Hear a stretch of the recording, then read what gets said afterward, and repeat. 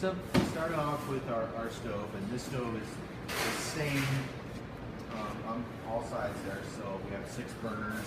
We have our knobs to turn it on.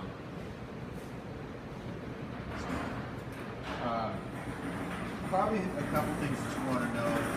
First of all, we don't allow you to put utensils down on here. We do not want utensils on here. It ends up getting very dirty and messy, and then throughout the day as you're cooking food, you're adding this ingredient to whatever you're cooking over here. So we don't want that. We want you to use a utensil holder. No water, no sanitizer, nothing in it, just the utensil holder to keep those things in one area. The other thing is that it's about the care of this. Making sure that at the end of each lab we're pulling out the trays, inspecting them, if they need to be changed, get them changed. This is a safety concern. A lot of restaurants that don't do this on a very busy night, what happens is all the fat that collects down here, because the burners are going so much, it actually will catch fire. And then you've got to deal with that.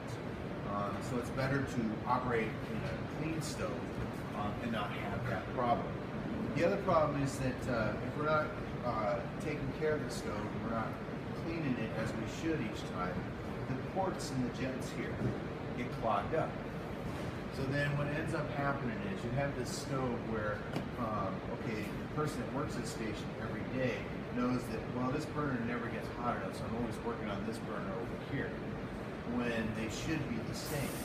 But because we're not cleaning the stove properly, over a period of time, you have clogged ports, you don't have good equal flame, your heat transfer varies, and so then you end up having to shift around the different burners. So it's really all about maintaining it, keeping it clean, and taking care of it.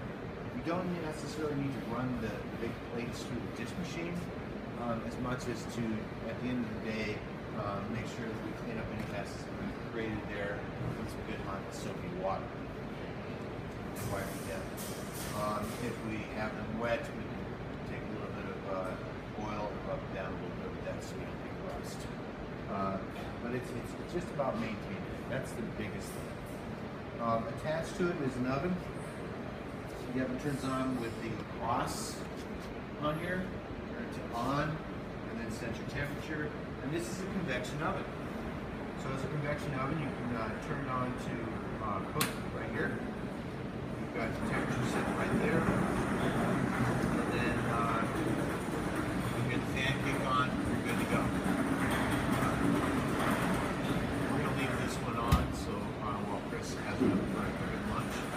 At the end of the day, though, it's important that you turn the switch off and put this to cool. Gets that excess heat out. Now, you don't have to operate this as a convection oven. You can operate it as a standard oven by just simply putting the switch to the center, and that will take care of it. All of these ovens on this line are the same.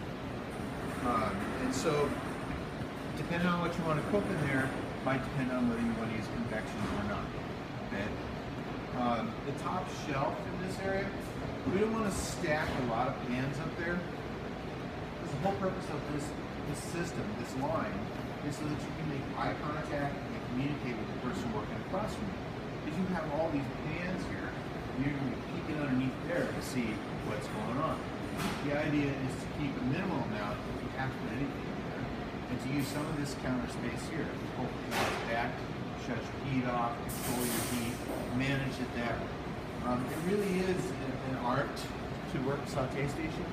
Because the person working the saute station has to know when everybody else is coming together. And oftentimes it's saute that is the leader of when things are going to be plated up and finished off together. So that communication, that eye contact, all of those things from this area are extremely important. This part of the stove on this line is our veg station. So you're virtually the last thing to go out. So you need to really focus and pay attention to what's going on all the way over there, and maybe what's going on over here, so that your product comes to the front when it's supposed to come to the front. And